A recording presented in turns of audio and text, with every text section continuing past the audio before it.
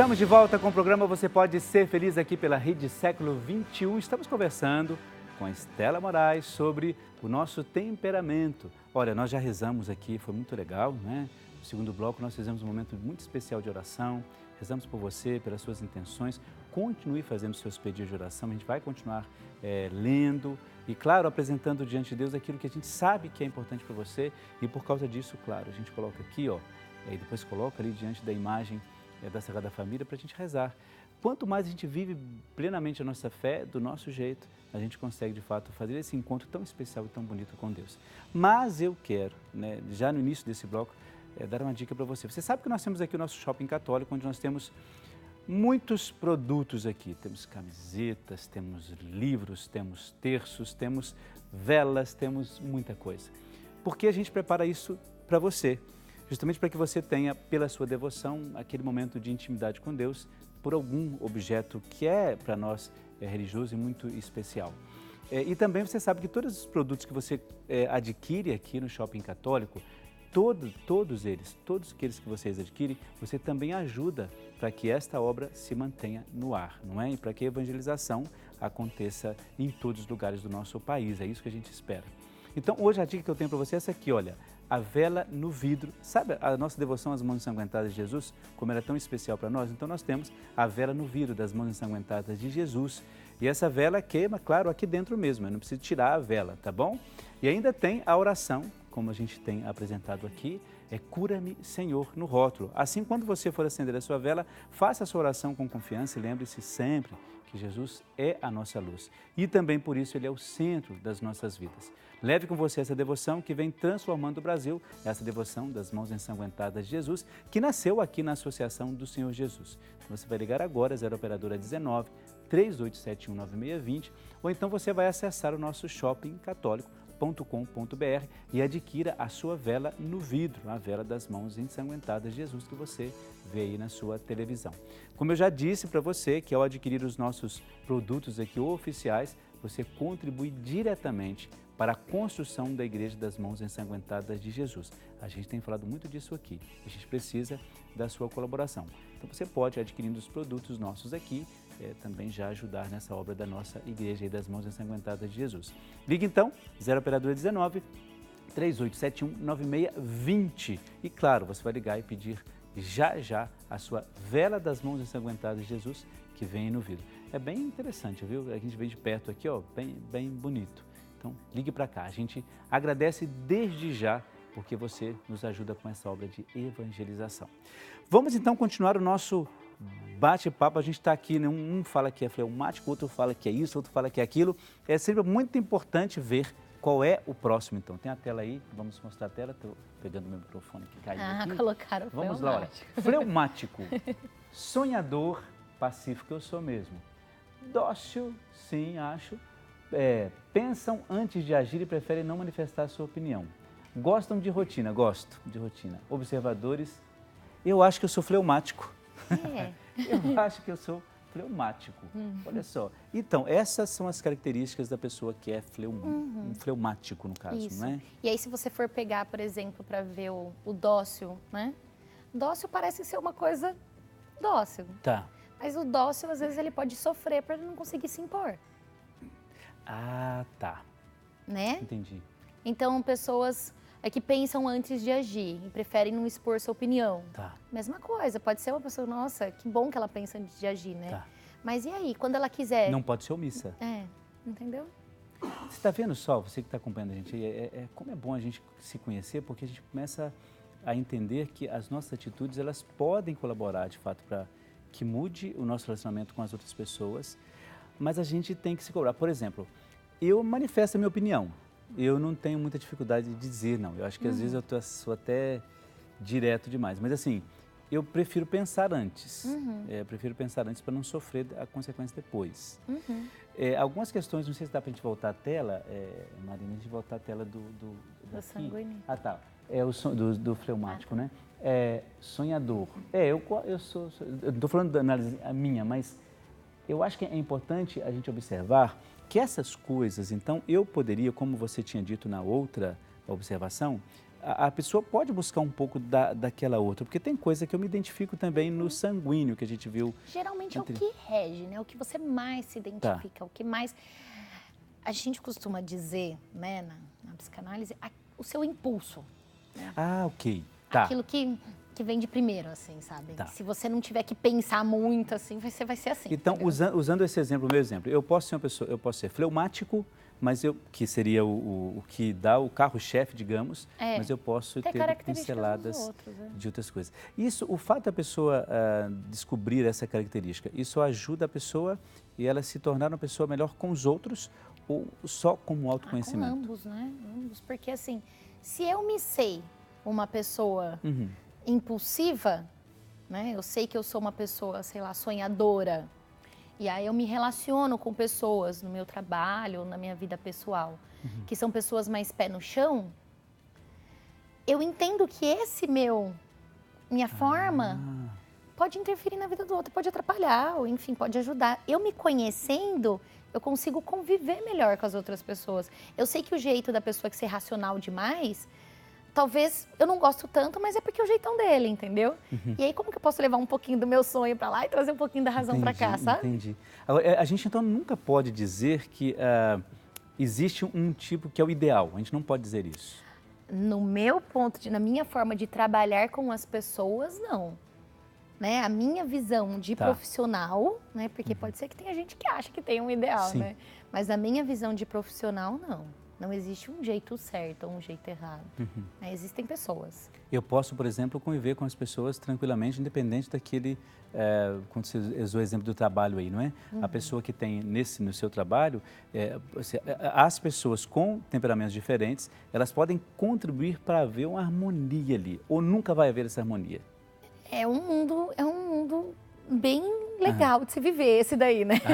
Se todas as pessoas se conhecessem, né? Se existe um trabalho dentro da empresa de autoconhecimento, um trabalho onde que ela sabe qual que é o limite dela, ela sabe qual que é o limite do outro, que eu conheço, eu sei que o meu jeito sonhador não incomoda um pouco do jeito racional do outro, eu posso respeitar esse espaço e o outro respeitar o meu espaço. Mas isso exige que todas as pessoas estejam andando juntos nesse processo de desenvolvimento pessoal, né? Agora, os pais podem educar os filhos para essa questão dos temperamentos, no sentido de, na formação ali, não dizer, você é sanguíneo, não, mas eles podem ajudar os filhos nesse processo de se descobrir? De se conhecer, né?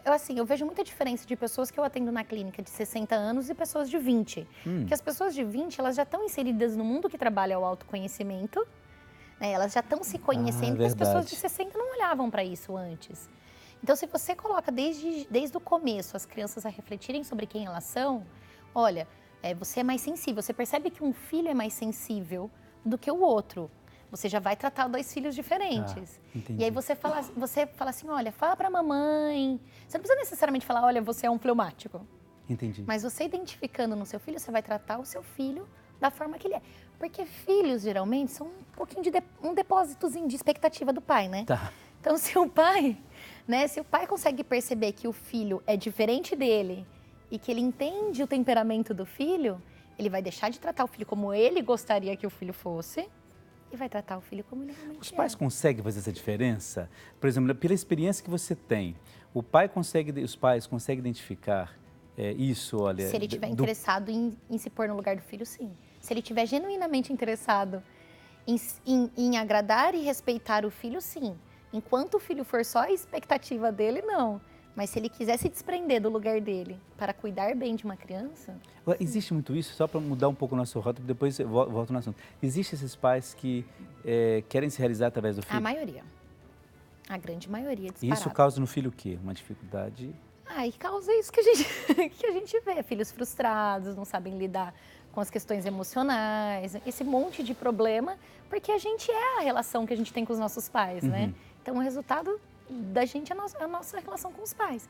Então, você vê um mundo cheio de pessoas com muitos problemas, porque a mãe deposita expectativa na criança que ela seja um líder. Só que o perfil da criança não é de ser líder. Então, a mãe fala assim, nossa, que decepção. Como você me decepcionou. Eu não esperava isso de você. Não acredito que você fez isso. E a criança, ela entende a forma exata. Ela não consegue perceber que o pai estava nervoso naquela hora. então ela vai... É por aquilo que ela vê, né? No caso, aquilo que o filho está vendo. Concreto, né? O momento, né? Então, acho por isso que às vezes é importante que os pais tentem fazer isso, né? O pai e a mãe fazer isso. Os problemas das crianças não são das crianças, né? São dos pais. E aí, se tem isso, a pessoa consegue, de fato, não só se relacionar melhor com o próprio filho, né, os pais com os filhos, e esses filhos conseguem, de fato, entender um pouco mais esse universo do pai. Mas é importante que eles estejam interessados nisso, que os pais estejam... sem sombra de dúvida. Relacionamentos em geral, né? O mais importante é que você esteja interessado no outro. Nossa, mas isso falta, não? Bastante. De você querer se preocupar com o outro, interessado no outro, não no sentido de que você vai ver a vida do outro, obviamente, senão você se anula também, né? Não. Mas assim, o fato de você se preocupar com o outro é saber que... Não é aquela coisa, e aí, você tá bem? E a pessoa fala, não, ai, que pena. Que pena porque eu tô bem, tchau. Pois é. Então, eu espero que não seja isso com você, viu? Que está aí acompanhando o nosso programa Você Pode Ser Feliz, nesta manhã de sexta-feira. Estamos conversando com a Estela Moraes justamente sobre essas questões que, em muitos casos, nos afligem, não é? É tão bom a gente saber o que a gente é, não é? Olha, eu sou fleumático, meu temperamento é esse. Saber que isso é o carro-chefe. Eu sou sanguíneo. Saber que esse é o carro-chefe. Mas, a partir daí, você tem aí uma caminhada boa para você poder saber até que ponto isso não fere a outra pessoa, até que ponto isso não prejudica a outra pessoa. E é isso que a gente quer levar até você aqui, para a gente poder trabalhar bem, você ser uma pessoa boa, tranquila, vivendo bem uma sexta-feira. As pessoas dizem, sextou hoje, então vamos sextar sabendo que tem muita coisa boa a tratar aí no nosso coração e na nossa personalidade, no nosso temperamento. Vamos dar uma olhada no próximo, então, temperamento. Tem uma tela que vai aparecer para você aí, você já, quem sabe, se identificar. Colérico. Olha, a característica está ali. Explosivo, determinado, ambicioso, dominador, possuem grande capacidade de planejamento, líderes natos, práticos, intolerantes, impacientes. Eu cometi uma gafe agora há pouco, porque eu falei assim, líderes natos do sanguíneo. Porque no meu ponto de vista, um sanguíneo, para ser líder, é melhor do que o colérico, no meu ponto de vista. Entendi. E aí eu coloquei o meu julgamento, né? Tá, não, mas tá certo. Mas você sabe que E aí o colérico, ele pode ser, dependendo da empresa, ele pode ser um líder nato, dependendo da empresa, não. Tem empresa que não vai aceitar uma pessoa com esse perfil. Mas eu acho interessante ali quando fala essa questão do planejamento, não é? Quando coloca ali, e você sabe que eu conheci foi até um padre num retiro, porque olhando essa questão do colérico, eu me lembrei disso. Num dos retiros que a gente fez, na parte final do retiro, o pregador, o padre, ele apresentou para a gente um chamado Eneagrama, mas dentro da área religiosa. Legal, Eneagrama. E quando eu vi essa tela, eu me lembrei, não sei por que agora, mas me veio isso, com essas características que a gente precisa também lidar. Aquilo que integra a gente, que faz parte, né? Aquilo que desintegra a gente, ou seja, que deixa sentimentos que não são muito bons. E como que você junta as duas coisas? Quando você vê o colérico assim, nessa característica que a gente colocou, te vem em mente, por exemplo, não uma pessoa, mas assim, um exemplo, alguma coisa de alguém que possa... o colérico, mas essa pessoa ela tem ele é colérico. Ou não tem como fazer isso? Não tem, assim, o que me vem na cabeça, por exemplo, grandes líderes tipo Hitler, né? E me vem os líderes mesmos, que são os dominadores, ambiciosos e tudo mais, determinados, que né, carregam multidões, assim. Que tem né? esse perfil. Que aí pode ser bom e pode ser ruim, né? No caso dele, pra gente não foi tão bom, pra ele pode ser que tenha sido. A escolha que ele fez, né? Que não foi muito agradável. Pra nós, pro mundo. Mas podia voltar a tela aí, só porque tem tá vendo ali, ó, determinado dominador, onde que tá ali, uma das práticos, claro, porque tem o planejamento. Agora, a questão quando fala colérico, a primeira coisa que eu pensei, a primeira que é explosivos e a última impacientes. Eu não consegui pensar nos outros, né? A primeira coisa que veio. Agora, se você olhar as outras que estão no meio ali, elas até que são, se você usar para o bem, como você frisou bem isso, a pessoa consegue ser uma pessoa muito realizada, porque uma pessoa qual empresa não vai querer uma pessoa que sabe fazer um bom planejamento, né? Por exemplo, qual paróquia não vai querer um padre que sabe planejar direitinho, que sabe se organizar, que ajuda as pastorais a se organizarem, não é? Qual pessoa, por exemplo, não vai viver bem a sua espiritualidade se ela consegue, de fato, se organizar, ser mais paciente, né? No caso aqui, não pode ser impaciente. Mas eu acho que são todas essas características que nos ajudam, de uma maneira ou de outra, a viver melhor com as outras pessoas. Você tem alguma preferência por alguma desses? Não. Quando eu falo de trabalho, aí eu vou te colocar na saia justa. Porque aí você vai ter que dizer, eu não entendi. Geralmente a gente tem preferência para lidar com pessoas que são parecidas conosco, né? Uhum. Então, é legal a gente conviver com pessoas que pensam, que sentem parecidos. Costuma dar menos conflito, Tá. né? Mas vendo com uma parte de empresa, do meu lado de organizações, né? É interessante que você tenha uma mescla de muitos perfis. Tá. Mas eu tenho minhas preferências. Entendi. Não, porque também te coloco na saia justa aí, né? Mas, olha, daqui a pouco a gente vai continuar falando dos outros temperamentos, ou do outro temperamento, porque assim, eu quero aqui lembrar as pessoas que colocam seus pedidos de oração, porque para nós aqui, Estela, é muito importante quando as pessoas ligam e colocam as suas orações e intenções, porque para nós é o momento em que aquela pessoa ela entra em intimidade com a gente, em sintonia com a gente, para que a gente possa apresentar na intimidade da oração os pedidos, né? Então, por isso que a gente faz questão de ler o seu pedido e a sua intenção. Eu quero agradecer de uma maneira muitíssimo especial a Maria Aparecida Vieira da Silva. Ela é de Juína, em Mato Grosso. Ela pede oração pela sua saúde, né? Pela saúde da sua coluna. Ela tornou-se nova sócia da Associação do Senhor Jesus. Muito obrigado. Que Deus te abençoe muito e que você possa nos ajudar sempre pela sua fidelidade a levar essa evangelização a tantos lugares aí do nosso país, não é? E até fora dele também pela internet. A Maria Alice de Souza Alves, ela é de Lagoa Santa, em Minas Gerais. Ela pede pela sua saúde, pela saúde de Débora, por toda a sua família, em especial pelo seu relacionamento. O Antônio Renato Parisse, ele é de Jaú, no interior de São Paulo. Ele pede oração por ele mesmo, por um emprego, pela saúde e prosperidade, por toda a sua família e pede também proteção a Deus. A Maria de Fátima Araújo, ela é de Visconde do Rio Branco, lá em Minas Gerais. Ela pede por sua saúde, pela libertação de todos os seus familiares. O Luciano Alves de Souza, ele também é de Governador Valadares, em Minas Gerais. Já lemos alguém aqui de Governador. Pede oração por toda a sua família. A Maria Aparecida de Castro Silva, ela é de Cruzeiro, no interior de São Paulo.